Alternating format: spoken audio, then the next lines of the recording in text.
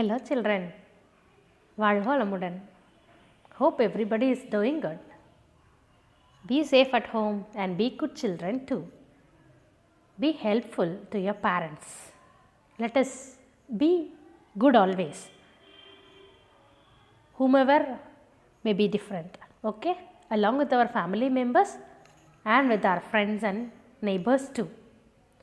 So try to behave well. And let me extend my welcome to this wonderful social science video class. So as you know very well, we had seen in the last video civics lesson, okay, democracy.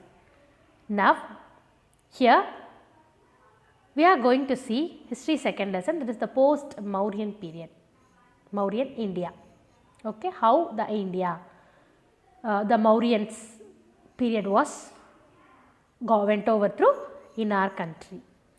So in the first lesson we had seen about the Sangam literature, Sangam period, okay, how the Moovendars, that is Cheras, Cholas and Pandyas, they ruled over our southern India and who are all the great rulers in those periods, and how in the 3rd century AD slowly and gradually their rules went over and Calabra's period started, okay. So in this lesson we will be learning, the learning outcome or learning objective of this lesson may be like, you will be acquiring knowledge of the history of dynasties and kingdoms that emerged after the breakup of the Mauryan empires, okay, and then we can understand the polity, society, economy and culture of various kingdoms that were established in the south, north and northwest of India, and how the familiar with their contributions to early medieval India, okay, to become familiar with our contributions, with the contributions to early medieval India, the Mauryans, okay.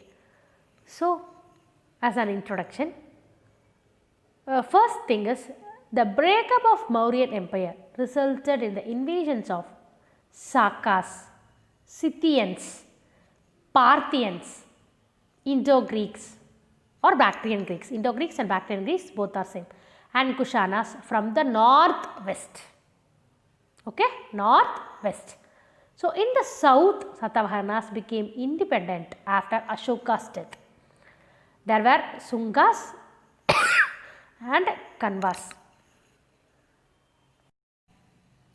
In the north, before the emergence of Gupta dynasty, okay, the Chedis, that is the Kalinga, declared their own independence too.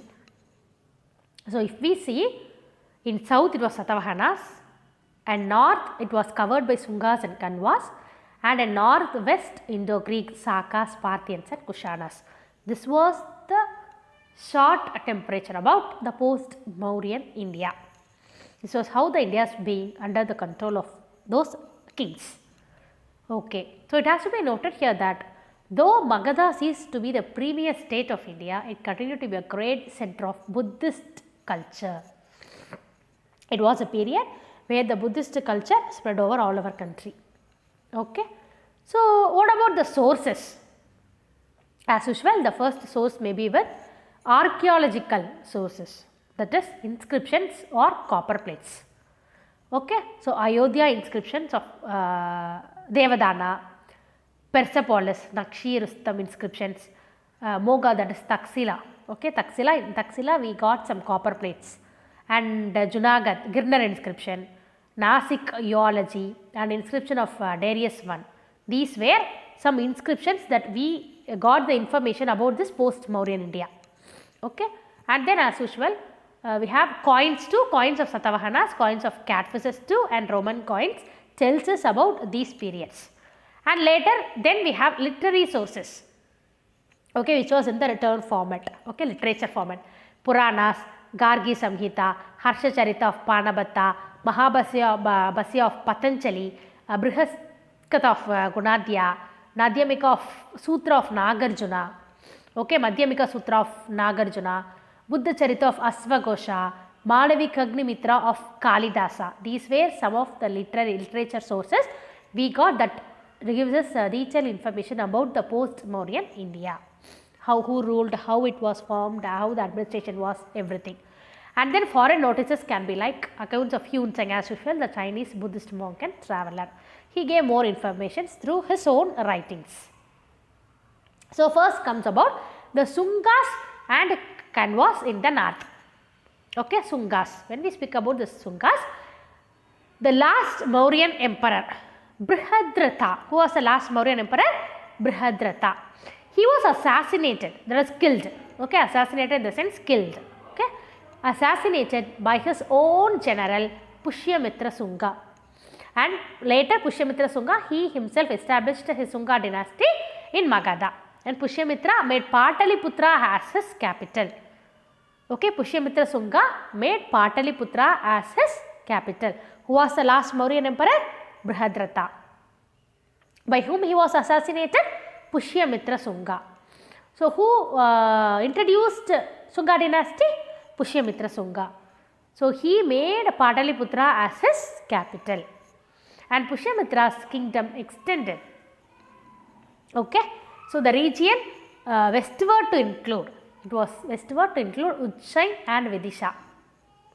Ujjain and Vidisha. He successfully repulsed the invasion of Bactria king Menander. But Menander managed to keep Kabul and Sindh. He is not conquering equally with him. Okay, he is not giving up. So, Menander managed to keep Kabul and Sindh with him. He is not ready to give him up. Okay, and Pushyamitra thwarted in the sense prevent somebody to accomplishing something. Okay, to oppose successfully, that is thwarted. Thwarted an attack that was made by the Kalinga king Karavela. He also conquered Vidarbha. He was a staunch follower of Vedic religion. Who? Pushyamitra. Okay, Pushyamitra was a staunch follower of Vedic religion. He performed 2 Ashwamedha Yajnas. You know very well, Ashwamedha Yajna is a horse sacrifice to assert his imperial authority. So, he was succeeded by his son Agnimitra. Who was his Pushyamitra Sunga's son? Agnimitra. Agnimitra. Agnimitra was his son. So, Agnimitra is said to be the hero of Kalidasa's Malavik Agnimitra. Malavik Agnimitra is a book written by Kalidasa. In that book, hero was to be mentioned as Agnimitra. Okay.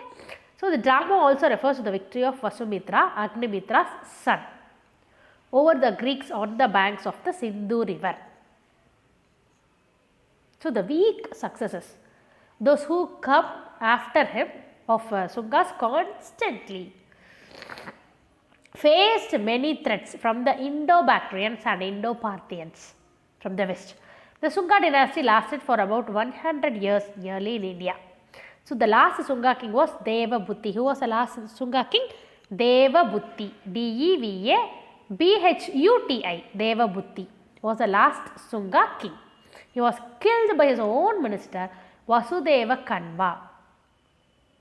Okay, the last Sunga king Devabhuti, he was killed by his own minister Vasudeva Kanva. Who killed Devabhuti? Vasudeva Kanva. He was his minister. Okay, chief minister. Vasudeva established the rule of Kanva dynasty in Magadha in the coming periods. So, what can be the importance of this Sunga period? The Sungas played an important role in defending the Gangetic valley from the encroachments. Encroachments is nothing but to be conquered. Okay, now even in present situation, you might have seen in news like Nepal, they are encroaching into our India. Okay, India-Nepal border, and Pakistan, they are encroaching without our knowledge, our own knowledge in the areas of Jammu and Kashmir. Okay, likewise, that is encroachment. Without our knowledge, somebody is entering, getting into our own place, okay, our own territory. That is named to be encroaching. So, Sungas played an important role in defending the Gangetic valley from the encroachments of Bactrian Greeks. So, the Pushyamitra and then his successors, okay, the next come kings also revived Vedic religious practices and promoted Vaishnavism. Vaishnavism in the sense you know very well, those who are praying for the god of Lord Vishnu. Okay, Lord Vishnu. They are named to be Vaishnavists. Okay, Vaishnavites, Vaishnavism. Sanskrit gradually gained ascendancy and became the court language too. It got the more importance rather than other languages like Pali, something like that. Okay. So, it becomes the court language too. Here the Patanjali, the second grammarian in Sanskrit, was patronized by Pushyamitra. Okay. So, during the Sunga period, stone was replaced by wood in the railings and gateways of Buddhist stupas as seen in Barhat and Sanchi. Even Sanchi we can see. Okay, stone. Instead of using wood, they used stone. That much architect knowledge they had. And then, see the picture now you can see is the picture of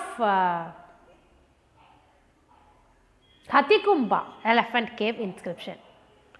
So, the king Karavel of Kalinga was a contemporary of the Sungas, contemporary, those who are following abruptly, you know very well. In the last video itself I had told you. So, we get information about Karavela from the Hathikumba inscription. Okay, in this inscription, if you get a chance, go and see, visit these inscriptions, read those inscriptions, you can get more knowledge about this periods. Okay.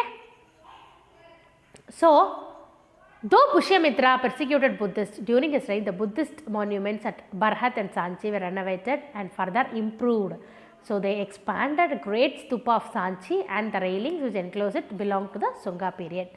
And then Kanvas, the Kanva dynasty produced 4 kings and their rule lasted only for about 45 years. Okay, Kanva, the Kanva dynasty produced 4 kings and their rule lasted only for 45 years. How many years? 45 years, Kanvas. The history of Magadha after the fall of the Kanvas is devoid of any significance until the emergence of the Gupta dynasty.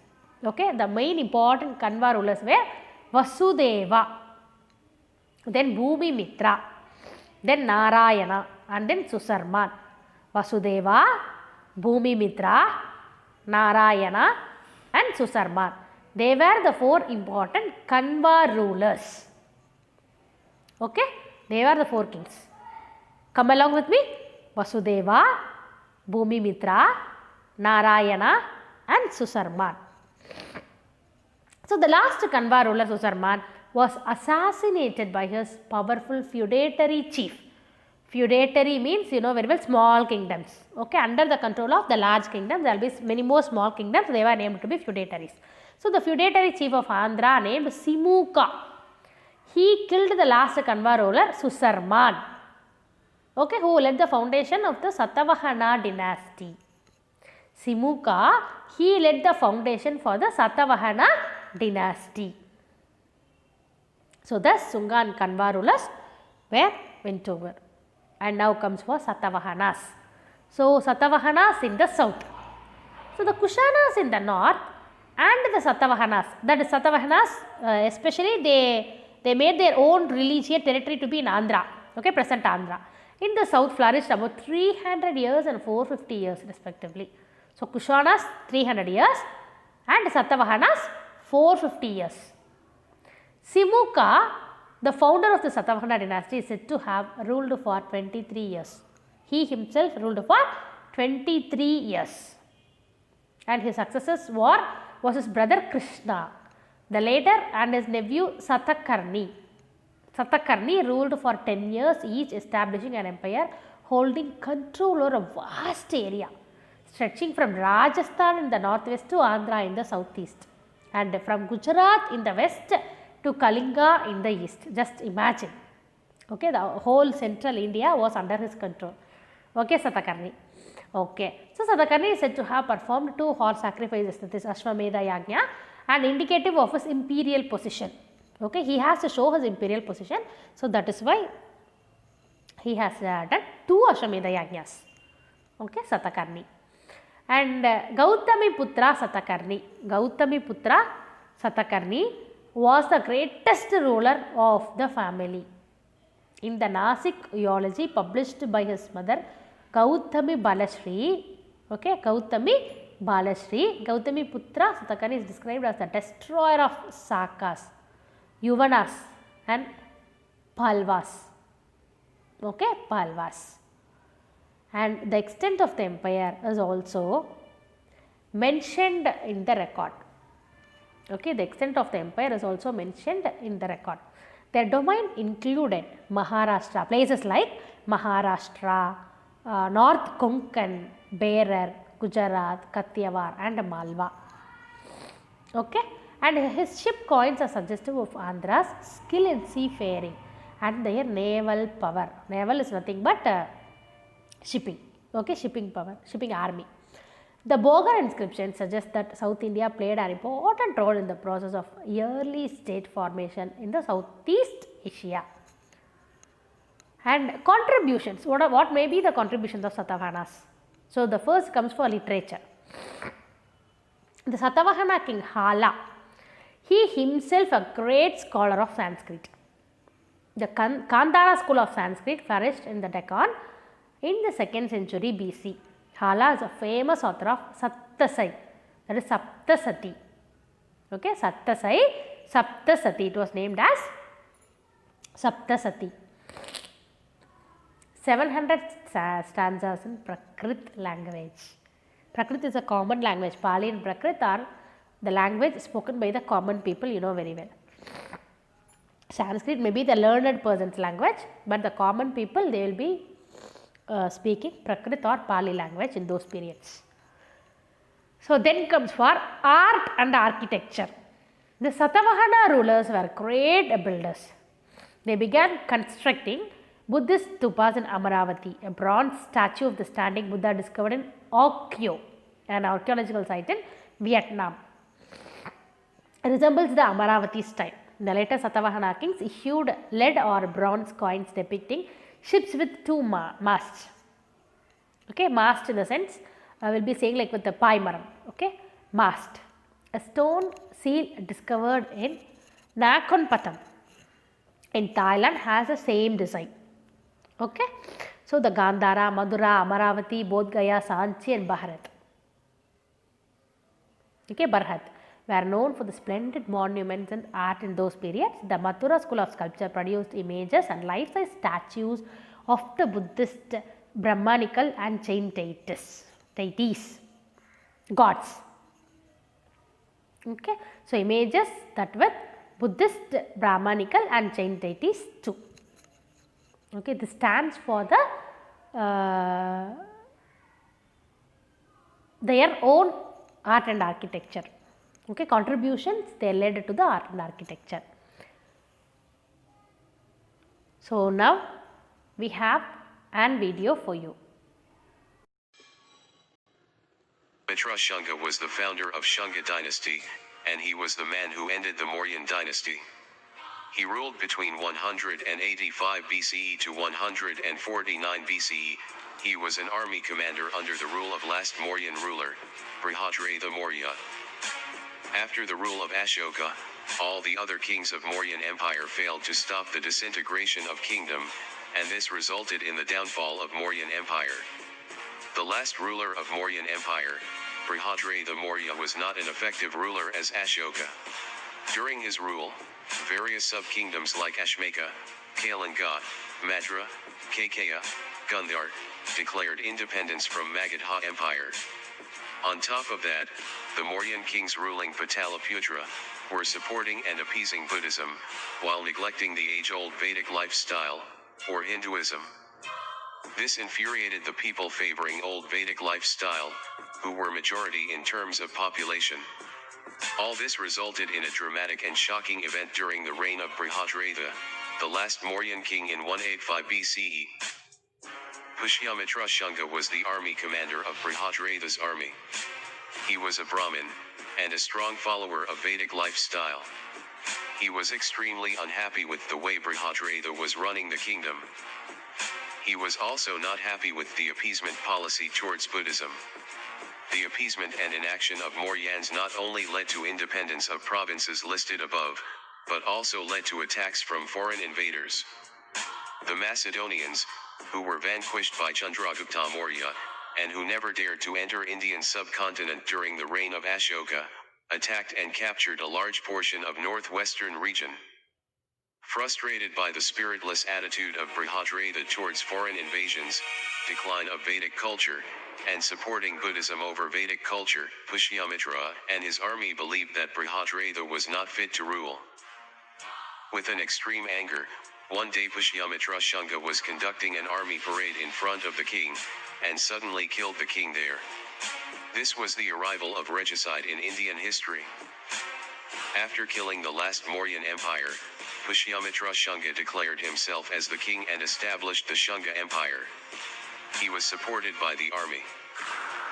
Pushyamitra Shunga often portrayed as villain in some Buddhist texts, as he intentionally destroyed many stupas and monasteries because of his hatred towards Buddhism. Some Buddhist texts like Ashokavadana and Divyavadana describes him as a king who opposed Buddhism. It is possible that the Buddhist followers and monks were habituated to extreme support and encouragement from Mauryan emperors, and those were not given to them by Pushyamitra Shunga, and started to frame him as an anti-Buddhist. Pushyamitra Shunga, after becoming king, conducted Ashwamedha, sacrificing horses to gods, a Vedic ritual to extend the boundaries of the kingdom through the might of arms.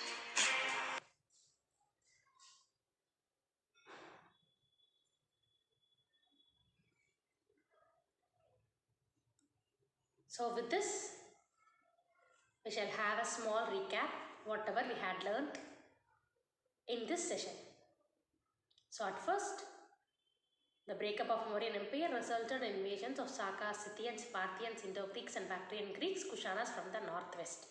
Okay, the post-Mauryan India was resulted in south with Satavahanas and north with Shungas and Kanvas, in northwest indo-greeks, sakas, parthians and kushanas. Okay, so we are getting knowledge about this period with some inscriptions, copper plates, coins and literary sources. The Shungas and Kanvas. So the last Mauryan Emperor Brihadratha, assassinated by his own Pushyamitra Shunga, he established Shunga dynasty. Okay, so he was succeeded by his son Agnimitra. So he is said to be the greatest king, like as if we had Ashoka. And Kanvas, in Kanva dynasty, there were four kings, only four kings that were lasted for 45 years. Vasudeva, Bhumimitra, Narayana and Susarman. The last Kanva ruler Susarman was assassinated by his powerful feudatory chief of Andhra named Shimoga, who later he established the Satavahana dynasty. Okay, so the Satavahana in the south flourished for 450 years. Shimoga, the founder of Satavahana dynasty, is said to have ruled for 23 years. And then later it comes over Gautamipitra Satakarni. Right? So he was famous and also a great king for that family, greatest ruler of the family. So in the upcoming sessions, we'll be learning about Indo-Greeks, Parthians, Sakas and Kushanas. Till then, stay tuned, stay connected. Thank you. Bye.